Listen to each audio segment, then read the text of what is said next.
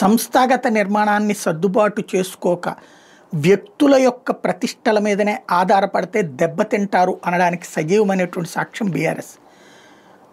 10 ఏళ్ల క్రితం అధికారంలోకి వచ్చినప్పుడు అంటే ఇప్పుడంటే 12 ఏళ్ళు లెక్కేసు 11 ఏళ్ళు లెక్కేసుకోవాలి. 11 ఏళ్ల క్రితం 2014లో అధికారంలోకి వచ్చిన తర్వాతన అంతకుముందు ఉద్యమ పార్టీ, ఆ తర్వాత అనేక మంది పార్టీలోకి వచ్చారు, పదవులు ఇచ్చారు, అనేకం జరిగింది. బూత్ కమిటీల దగ్గర నుంచి పై స్థాయి దాకా ఒక సంస్థాగత నిర్మాణం పర్ఫెక్ట్గా ఎక్కడన్నా జరిగిందా? నామకే వాస్తే జరిగిందంతా కుటుంబ పాలన. కవిత, హరీష్ రావు, కేటీఆర్, కేసీఆర్, ఇదే రాజ్యం, మధ్యలో సంతోష్ రావు. ఈ 5గురు ఎలా చెప్తే అలా నడుస్తుంది.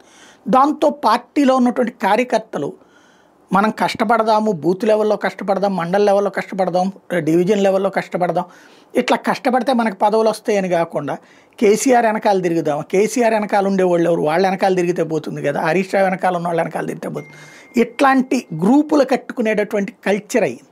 ఫలితం ఒక గ్రూప్కి ఇంకొక గ్రూప్కి మధ్యన విభేదాలు. ఇప్పుడు జరుగుతున్నటువంటి తంతు ఏంటి? ఒక పక్కన సంతోష్ రావు, హరీష్ రావుల మీదేమో కవిత దుర్భాషలు లేదా వాళ్ళ మీద అవినీతి ఆరోపణలు, అదే సందర్భంలో కవిత మీద ఒకవైపున సిబిఐ ఈడీ కేసులు, ఇంకో పక్కన కేసీఆర్ మీద సిబిఐ కేసు, ఇప్పుడు కేటీఆర్ మీద ఏసీబీ కేసు. వీళ్ళందరూ ఈ కేసుల చుట్టూ తిరిగితే ఇటు పక్కన హరీష్ రావు, సంతోష్ రావు ఈ సంక్షోభంలో ఉంటే పార్టీని ఎవరు నడుపుతారు, ఎలా నడుపుతారు, ఎలా ముందుకెళ్తుంది? క్రిందటిసారి మొన్న అసెంబ్లీ ఎన్నికలలో ఓటమి తర్వాత పార్టీ మీద గ్రిప్ పోయింది. ఆ ఇంపాక్ట్ పార్లమెంట్ ఎన్నికల్లో 0కు వచ్చినటువంటి పరిస్థితి. What next? ఏం జరగబోతోంది?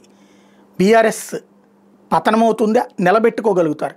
కేసీఆర్ ఫామ్ హౌస్ నుంచి బయటికి రాకుండా కేటీఆర్ ప్రెస్ మీట్లు, ప్రెస్ నోట్లు, ప్రెస్ స్టేట్మెంట్తో పరిమితం అవుతా ఉన్నంతసేపు పార్టీ ఎలా నడుస్తుంది? అదే ఇక్కడ $1 మిలియన్ ప్రశ్న. ఏం జరుగుతుంది అన్నటువంటిది. అయితే ఒకళ్ళ పతనం ఇంకొకళ్ళకి బెనిఫిట్ అవుతుంది.